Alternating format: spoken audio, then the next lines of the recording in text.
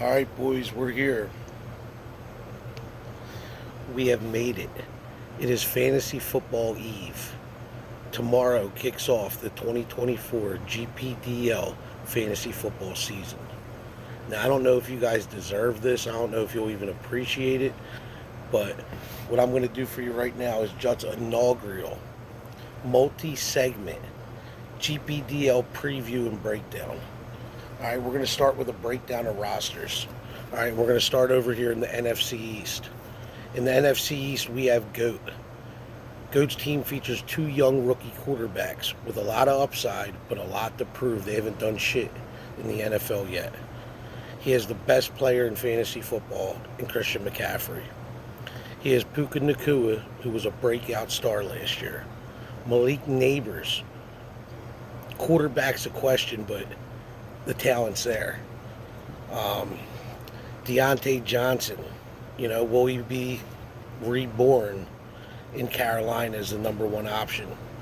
He is a stud second-year tight end in Sam Laporta. All right. The key, in my opinion, to GOAT having fully opening up his lineup would be for one of those two rookie quarterbacks to truly break out. Either Jaden Daniels or Caleb Williams to have a true breakout season. GOAT looks to be in contention this season.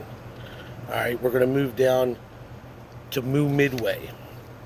All right, when I look at Moo's roster, his receiving core stands out. He has A.J. Brown. He has T. Higgins in a contract year.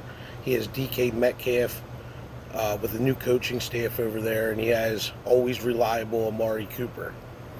It seems like running back is a position of weakness. I guess he's on the Kyler Murray train for a rebirth with Trey McBride and Marvin Harrison there. Hope that he stays healthy, always agile. Tight end, Jake Ferguson. Is Jake Ferguson going to be a guy there? Is the hype real? Is he going to be the second option there in Dallas? The key for Moo to really step up will be for these timeshare backs, Montgomery, Najee Harris, one of these guys to break out, because his running backs leave a lot to be desired, in my opinion. All right, we're going to go down to Chuck's roster here. Chuck has depth everywhere. All right, he has Lamar. He has Rashad White. He has James Cook. He has Mixon. He has J.K. Dobbins, a favorite of mine to be a sleeper this year. At receiver, he has Olave, Waddle, Kupp, and he has Mark Andrews at tight end. Key for Chuck to really open things up for his roster to really be as good as it looks on paper would be for Waddle and Kupp, or one of the two to have a resurgence and have much better season they did a year ago. Both capable. I think he might have the best roster in the GPDL right now. All right, we're going to step over to the NFC East. We're going to start with Ott. Ott's back. He has Mahomes. The running back room's a bit weak. He has Connor, he has Corum, he has a couple guys, I don't know. But at receiver over there, he has Jefferson, he has Stephon Diggs, he has Rashee Rice, Kittle at tight end. It seems like Ott will once again be competitive. Key for his team would be for an RB2, running back 2 to step up. Maybe Corum Corum takes that job, or Kyron goes down, Corum steps in there. Ott's going to have a decent roster, top to bottom. So Corum's the key there. For Sons of Washington, he has Joe Burrow and Chase connection. Who the hell don't want that? That's awesome. Bijan Robinson, you got to hope that the timeshare is done. He needs to be utilized properly. His receiver room, Chase and Amon-Ra, maybe the best two in the league, in our league as far as tandems. And I guess he believes the hype. Kincaid's got to be an option there in Buffalo. So I believe that the key for SOW to be successful this year is for Bijan Robinson to step up and take the job there and leave no doubts. Tyler Algier is a change of pace, nothing else. If Tyler Algier splits carries, he wasn't worth Bijan wasn't worth the money there. And Brooks, if Brooks comes back healthy after 4 weeks and he's as advertised and he takes the job there, SOW is going to be a tough team to beat. All right, we're going to move down to Gale. Gale is a stable in running backs. I don't know if he has an alpha. It almost looks like a zero RB roster. A-Chain's probably is RB1, who may still split time with Mostert. But the upside's there. Receiver room led by Cheetah. Terry McLaurin, Debo, nice solid room. I expect Debo and Terry to have solid seasons again. Engram at tight end. A lot of targets there. Could be a guy.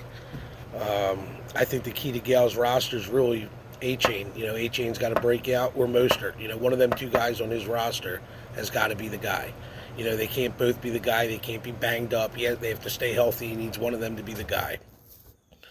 All right, we're going to take a walk over here to AFC West. We start with Road Warriors. Road Warriors had a nice draft. Jalen Hurts at quarterback. JT, Swift, and Walker. Kamara, Chubb. Them running back stables deep. He has 3-4 guys he can start any week, and Chubb coming back.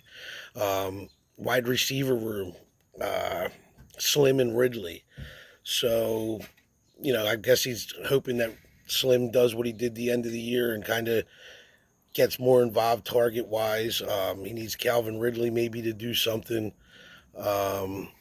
He's weak at wide receiver and tight end.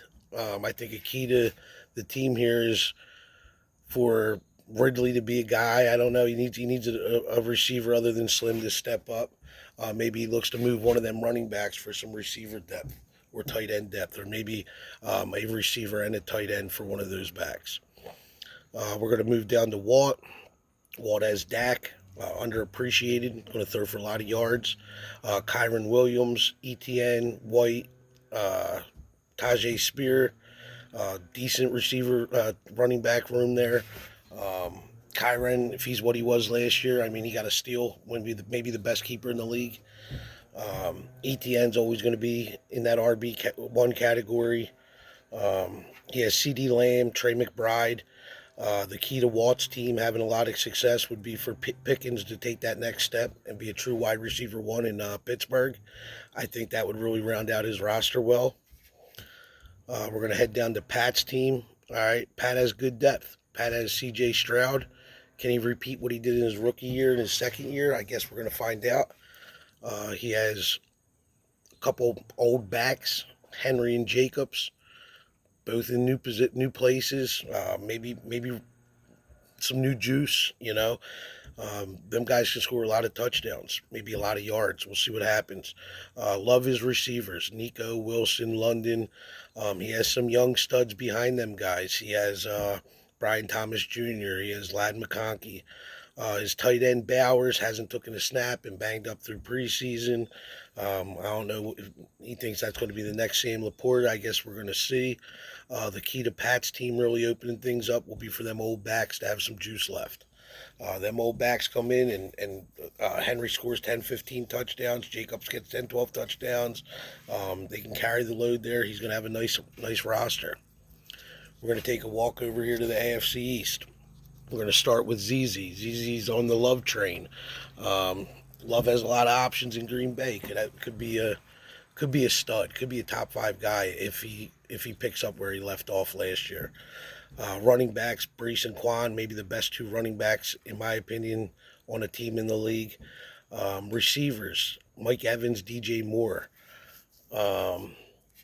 Evans had a great year last year. Does he do it again? Can he do it again? DJ Moore, more competition for targets. Going to be tough. Tight end position there, he has Njoku and Dallas Goedert.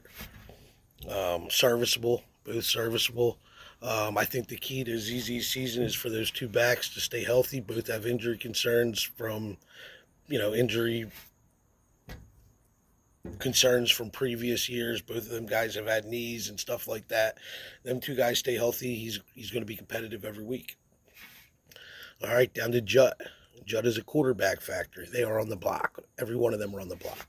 So we have Josh Allen, quarterback one. We have Richardson, who looked like a star when on the field last year. At running back, Gibbs and Pacheco. Love both them guys. I think they could both finish in the top five. Receiver room leaves a bit to be desired. We have Marv Harrison there, and after that, some question marks. We have an aging Keenan Allen on a new team, Roma Dunze. Tight end over here, we have Kyle Pitts. On the Kirk train, I think Pitts is going to be a primary target there. I think he's finally going to open up and have the year we've been waiting for a few seasons. The key to Judd's team is going to be an RB wide receiver too. It's got to be Roma Duns. It's got to be Keenan Allen. One of those two guys got to be the guy. Can't be a different guy every week there, or I'm going to be looking for a receiver. All right, down to Rust. All right, Rust, my guy. He has Justin Herbert at quarterback. I think they're going to run the ball there this year. I'm not sure what his thoughts are, but I think Russ is going to be looking for a quarterback. His running back room, he has Aaron Jones, Eckler, Gunshot Robinson. He's okay at wide receiver. I think that's probably his position of strength. He has Devontae Adams. He has Pittman. He has Ayuk, whatever you want to call him. Decent receivers there. He has Kelsey at tight end. I think Kelsey is going to bounce back. I think he's going to have one last hurrah this year. I think the key to Russ lineup here is going to be for Austin Eckler. I mean, we're going to just jump right over Gunshot. I think Eckler has to be a shell. He can't be a shell of what he was. He has to be the receiving back there. He needs to be explosive. He needs to really be that back end RB1, high end RB2 guy for Rusty to be competitive here at all, I believe. All right, so there's our breakdown of the 12 gpdl teams, and we're going to jump into Jutt's divisional rankings. All right, we're going to start in the NFC East, where Judd has Chuck as the favorite as of right now. Like I said, depth everywhere. I think that's the team to beat in the NFC East. We're going to go up to GOAT, young receivers, best player in the league, some stud running back. That's my number 2 team there, and Moo is trailing behind in third there right now. A lot of season to go, but they're Judd's Week 1 rankings for the NFC East. NFC West, I have Sons of Washington as the clear favorite with Chase and Amon-Ra, with Burrows and Bijan. I think that's the team to beat there. We're going to have Gale second there, mostly with question marks at running back and making sure one of those receivers are a true wide receiver too. Who I think will be competitive. I mean, he has a roster. Who knows? Those receivers are, Diggs and Rice pick up where they left off. You could have, this could change quickly. But I have Ott third in the NFC West. In the AFC West, I have Pat as the favorite there. I have Watt second, and I have Road Warriors third. And like I said, Pat's team has good depth. I think that Watt's team could use something at receiver behind CD. And like I said, Road Warriors, they need a receiver. They need a tight end. So if he makes a move, I know Jared can always make a move. He's not afraid to spend. He's not afraid to deal. He gets something at receiver, tight end. This could shake up and change quickly. In the AFC East, I have ZZ first. With those backs, if those receivers pick up where they left off, some question marks for me there. I have Judd second, and I have Russ third. So there's my weekly ranks. So the favorites are Chuck, SOW, Pat, and ZZ for Week 1. All right, now I have conference rankings. All right, conference rankings, which will lead into Judd's playoff predictions. All right, so I have Chuck at 1. I have SOW at 2, and I have GOAT at 3 at the NFC East. In the NFC. So that leaves Chuck as a divisional leader, SOW as a divisional leader, and GOAT in the wild card as of week 1. In the AFC, I have Pat as the AFC West divisional leader. I have Watt as the wild card, and I have ZZ as the divisional leader in the AFC East. Now, that's what I have barring week 1. Now, Jutt's playoff predictions, not based off of current ranks, Jutt's gut has Chuck, SOW, and GOAT. The same as it is week 1. I have that going into the playoffs.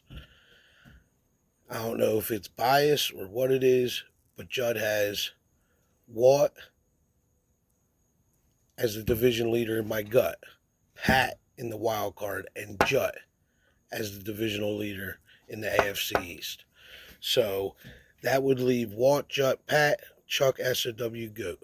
A lot. That's just Judd's gut. That's not off of week 1 ranks. That's how I think it'll finish up. That's how I think it'll play out. Let's see what happens. It's a long year. Let's have some fun. I hope you guys enjoyed this video. I put some work into it. Wanted to do something fun for the league, and I had some time on my hands today. So go fuck yourselves. Good luck. Judge the GOAT. Have a good one.